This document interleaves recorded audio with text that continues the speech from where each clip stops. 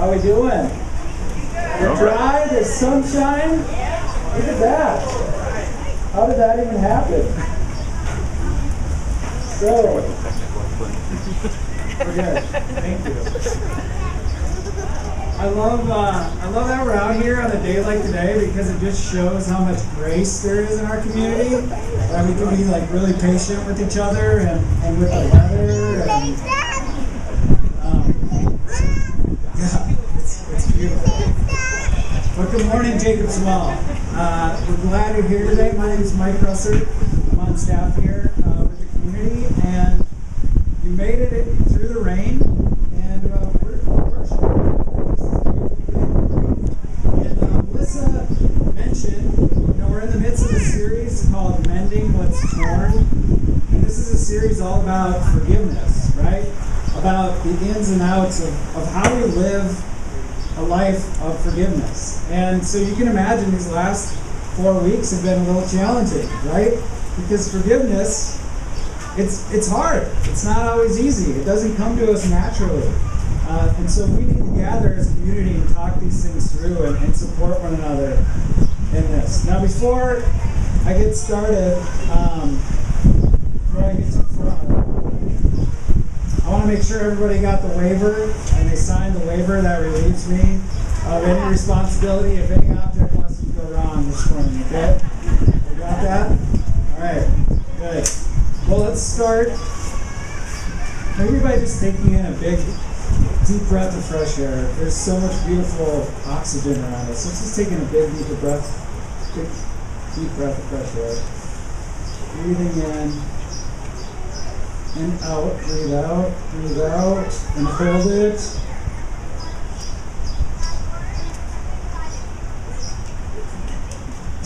Is anybody still holding it? No? Ushers, can we make sure nobody passed out here? Wait, we don't do ushers? Okay. Can you check on your neighbor and make sure nobody passed out? We're good, right? And why are we doing that? Weird. Forgiveness is as necessary to life as the oxygen that we breathe, right? We are part of this beautiful, beautiful creation, and this creation relies on relationships. And you know what? Unforgiveness, non-forgiveness, that's going to lead to the death of our relationships. So forgiveness is as essential to our life as the oxygen that we breathe. That's why we're talking about this stuff. And I think it's important maybe to start this conversation by talking about what we're not talking about here. We're not talking about letting someone off the hook. We're not talking about forgive and forget. Forgive and forget, that's a great phrase. It's nice, it sounds good, but ultimately, it doesn't really work, right? I mean, forgiveness is a lot of work, and forgetting kind of ignores that work, right? It's complex. Forgive, yes, but forget, no. That's too absolute. And we'll talk a little bit more about forgive and forget in a little bit. This is going to be clothespinny. Bear with me. But we're also not here to talk about rules, right? I'm not going to tell you that you have to forgive. We don't really deal with rules too well, right? We don't like authority. We want to push back. We're also not going to talk about a God who imposes rules on us. Like, you have to forgive as many times as you screwed up, or I'm going to banish you to a fiery hell. Okay? If you want to hear that, sorry. That's not going to happen here. You want to know why? Because God loves the world too much to play a game like that. God is not some honorable IRS agent, just waiting to audit our books sadistically and find out whatever kind of fault we may have so that we can just burn. That's not how it works. God loves us, and God wants life for us. Life that's full. And life that's full is a life that's marked by forgiveness. We've got all this beautiful, beautiful rain that's been soaking up our ground, and it was a long winter, and yet look what happened. This life just came to fullness around us. And that fullness of life, That can happen in us when our lives are saturated with forgiveness. So let's kind of get into some of the nitty-gritty about this. So forgiveness, it's not really a moment, right? Forgiveness is a lifestyle. So there's a reason why today's message is titled Living Forgiveness. It's got that ing ending. Do we have any grammar nuts here? What is that in grammar? It's a what? I don't even know what that term means. But it implies something that's ongoing, right? It's continuous. Thank you. It's good. Ongoing and continuous. Forgiveness is a lifestyle. It's not a moment. So a couple weeks ago, we heard the story about Peter. And Peter is talking to Jesus, and he asked Jesus, how many times should I forgive my neighbor? As many as 7 times? And 7 times is a lot, right? And Jesus responds to him and says, not 7 times, but 77 times. The point is, forgiveness is a lifestyle, right? It's something that we live into. It's something we need to receive and to give and to live every day. We're all human beings, right? We're all in a relationship with other human beings. This makes sense that we would need to be about a lifestyle of forgiveness. So how are we choosing that lifestyle, and how are we helping each other live into it? I think there is also a necessity to also make this kind of disclaimer that choosing to live a lifestyle of forgiveness does not mean putting ourselves in dangerous situations or staying in an abusive relationship, right? So I don't want that message to go out from here. Because forgiveness, the reason why it's not about forgive and forget is because forgiveness needs boundaries and it needs trust in order for it to be full and to be real. But I will say that even in the most difficult of circumstances, forgiveness is possible, and that peace from forgiveness is possible. And it takes time, and it takes a lot of work, but it's worth it. So that brings me to the next point. Forgiveness does take time, right? It takes a lot of work. Greg Meyer, who is pastor here with Jacob's Law, he shared this illustration with me. He said, imagine that you're going to drive to Chicago, right? And just because you get in the car and you turn the key, that doesn't mean you're in Chicago, right? Getting in the car and turning the key, yes, that is the first step in the process of forgiveness, but you're still in your driveway, right? You've got a long journey ahead of you. And that long journey is going to be filled with maybe some beautiful scenery. For sure it'll be filled with some road construction, and maybe that's that, work of building up trust for one another again. Maybe you're going to take a few wrong turns, right? And that's okay too. We turn around and we keep on driving. And we don't know exactly what it's going to be like when we get to Chicago, when we get there, but the journey's worth it, because at the end, there's life and there's possibility. So forgiveness is not a moment, and it's not isolated experiences. It's a lifestyle, and it takes time, and it takes work. There's a guy in the Bible. His name is Saul, and Saul, he was this religious leader who went from town to town, kind of finding all the Christians that were in that town and locking them up, sometimes sending them to their death by lions or whatever it may be. And Paul was on the road to this place called Damascus. He was going to find some more Christians there to throw in jail. And Jesus interrupted Paul. And Jesus brought to Paul this opportunity for forgiveness. Well, I guess I said Paul because Jesus gave him a new name too. And he gave him this opportunity to live a new life, to follow this new path of forgiveness. And it did. It changed Paul's life. And it was really awkward at first. I'm sure. Think about it. This guy had been going from one place to another and locking people up. And now he was being called to the same towns that he was going to go to bring a different message, to bring a message of love and forgiveness. And Paul lived into that awkwardness. He chose to live the life of being forgiven. You know, the humility that would take. And he also got to experience the life-giving power of others who forgave him. How beautiful is that? How amazing is it when we experience those possibilities that forgiveness can bring?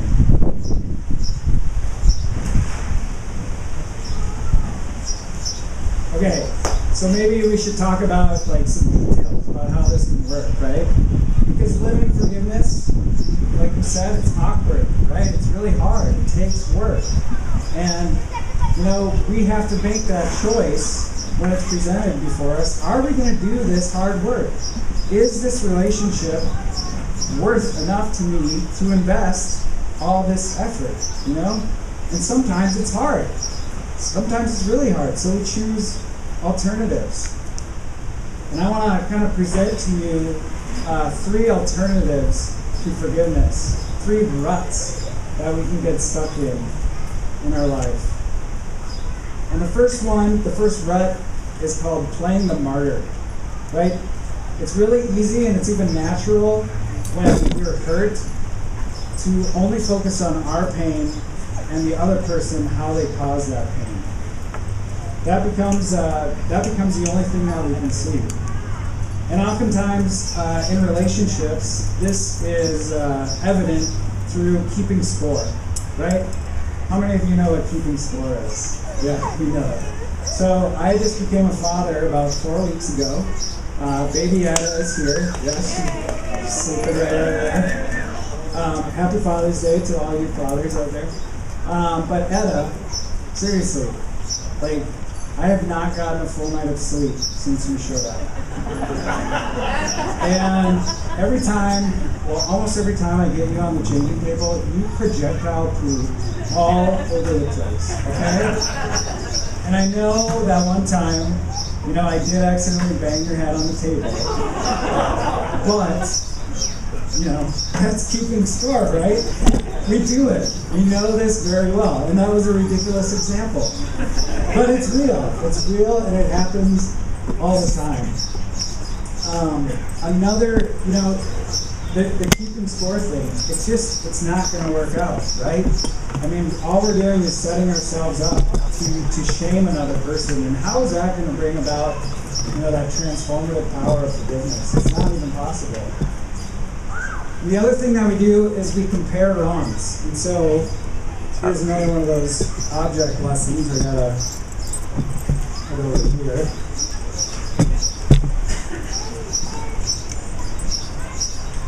So we compare wrongs. What's happening? Those in the front row, there's towels and things around. Take out the You may want to get those out, okay? Take the knot out. So, comparing wrongs. I've got an egg, right? Sorry. Oh, and I've got a watermelon. Alright? So, I did this, right? I did this wrong. You're right. You know what? You did this one. Okay? And 1, 2, 3. That was awesome. I did not think I'd smash that beautifully. Or ugly, I mean. Okay, so, yeah. The ants are coming to the parlor. Okay, what do I have down here? What do I have, kids? Yeah, it's a mess. In fact, it's a bigger mess now that I've compared that wrong with my little wrong, right? And that's the only thing I've got. I've got a watermelon mess and an egg mess together. It's a bigger mess. And that's the only thing that happens when we compare wrongs. It doesn't work. It only causes shame, and it only leads to a more difficult path, a rut that's hard to get to forgiveness through. So we'll avoid walking over there, kids, all right? So comparing wrongs, keeping score, all it's going to leave us with is frustration and maybe just an even more difficult path to finding our way to living forgiveness. And the second big rut that we can get into when we're talking about living forgiveness is that rut that says, I'm going to get even, right? I'm going to get my revenge. I want that person to know how much they hurt me, you know? And somehow, that pain in them is going to make me feel better. Does that work? It doesn't really work, you know? It may seem like it's a good idea at first, but really, it's like a thorn that gets stuck in your thumb. And even when you take that thorn out, all you're left with is a little emptiness and irritation, right? Getting even isn't going to bring about healing. It's not going to bring about forgiveness. You know, and we do this in subtle ways too. Maybe it's like,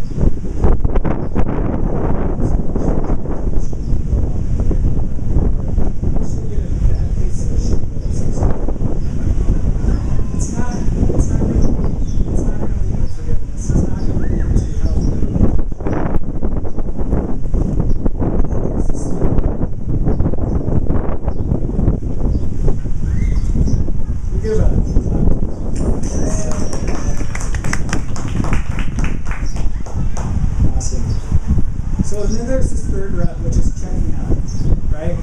This is kind of the non-offensive rut that we can get in. You know, this forgiveness stuff, it's just too hard.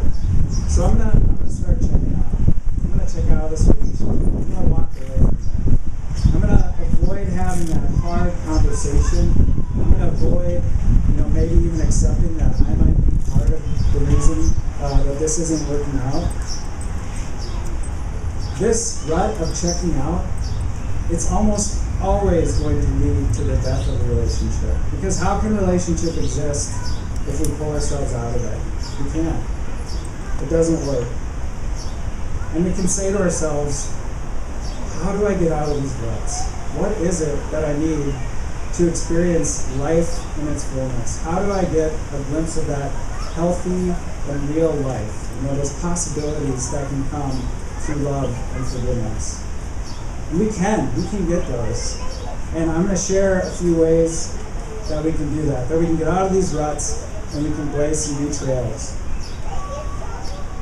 So the first one, you know, when we find ourselves in that first rut of playing the martyr by keeping score or comparing wrongs, what we can do is we can name and claim the good in another person, right?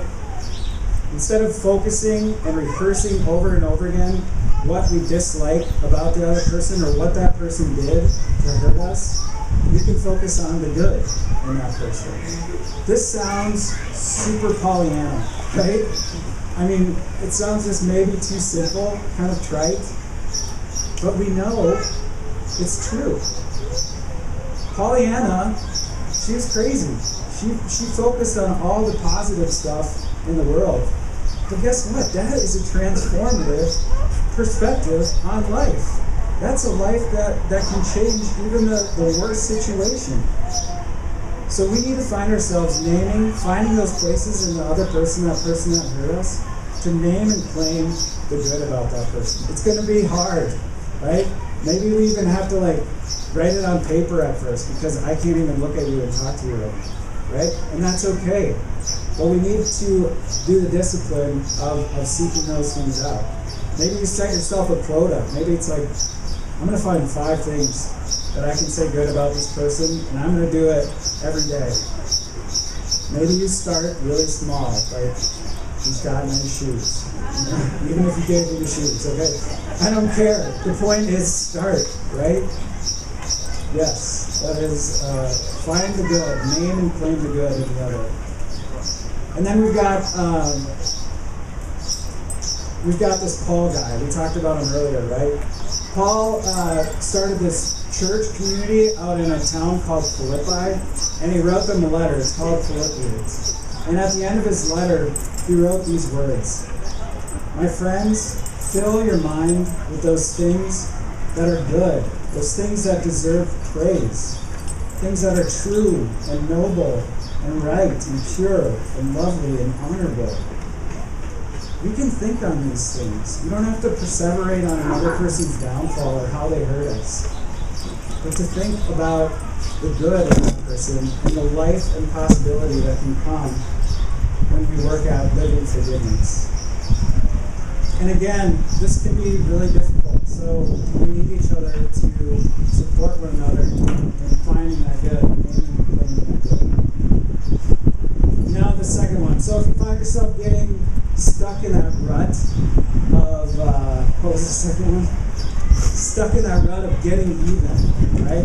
If you find yourself in that rut, we need to get out of that downward spiral, because it's only going to leave us with that emptiness and irritation inside. We need to get out of that by seeking out the other person's good. That's really hard. That's really hard. It's counterintuitive. When you get hurt, the first thing that comes to your mind is, oh, how can I make this person's life better? No. But the history of the world shows us that eye for an eye only leads to it just doesn't work. So, we can talk about justice. Justice has a place. Definitely we need to know there are consequences for our behavior. But when it comes down to it, we want mercy, right? If we're the person who's hurt someone, we want mercy. And we would hope that that person would give that to us. So how are we giving mercy to another? There's this beautiful story in the Gospel of John. And it's a story about a woman, and she was caught in adultery. And all the religious leaders of the town, they brought her to the center of town because they were going to throw rocks at her until she was dead. And Jesus was in the center of that town too. And those religious leaders, they approached Jesus and they said, "This woman was caught in the act. And our law says that we need to stone her to death. So what do you say?" And Jesus kind of bent down and he started writing with his finger in the sand. And then he stood up and he said, "The person who's never got it wrong, and the person that's never going to get it wrong in the future, that person can throw the first stone." And then he bent back down and he started writing in the sand again. And one by one, the rocks hit the ground and the people walked away, right? And all that was left at the end was Jesus and this woman in the middle of the town. And Jesus asked the woman, "Where are the people that were going to condemn you? Where are the people that were going to stone you? Who is it that is condemned?" And the woman said,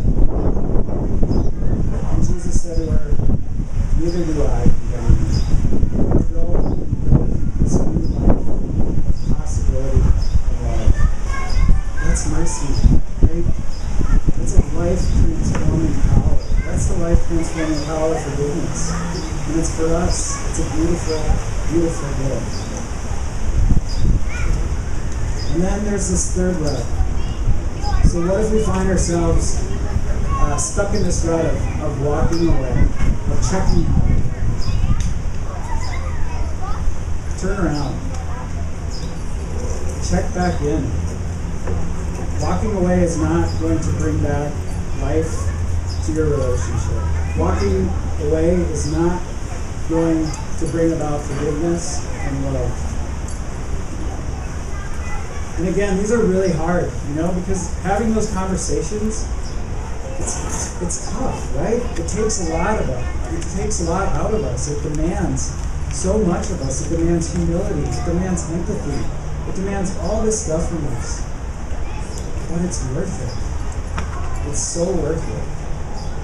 And we need one another to do this hard work of forgiveness. One of the best things that can be done with forgiveness is the I statement. I feel blank when you do blank. It's kind of, I mean, it seems so simple, but it's true, right? Like, I feel frustrated when you leave the toilet seat up, right? Or I feel hurt when you make fun of me in front of your friends. So those I statements, they can be really powerful tools to help that other person realize how it is that you're feeling. Just watch out. Don't sneak in those "you always do this" or those little zingers that you can get. This isn't about shaming, but it's a very helpful tool on this path to living forgiveness. And like I said, we need each other to make this a possibility, right? We can't do this on our own because it is too hard. And that's why we are Jacob's Well together, right? We need one another to support each other in living forgiveness. That's why we're here today. That's why we're talking about this stuff. And that's why, that's what this is all about. That's what this church deal is all about. So if you're stuck in a rut of playing the martyr or getting even or checking out, choose to blaze a new trail. Choose to name and claim the good in the other person. Choose to seek out the other person's good. Choose to turn around when you're so tempted to turn around or to walk away. We need each other, so let's do this. Let's love and live forgiveness together. Let's pray. God, there is a life-changing power in the gift of forgiveness. It's like the rain that brings life to all around us. Rain that love into our lives, into those relationships where we need forgiveness right now, and keep bringing that rain in the future. Help us to live forgiveness. Help us to know that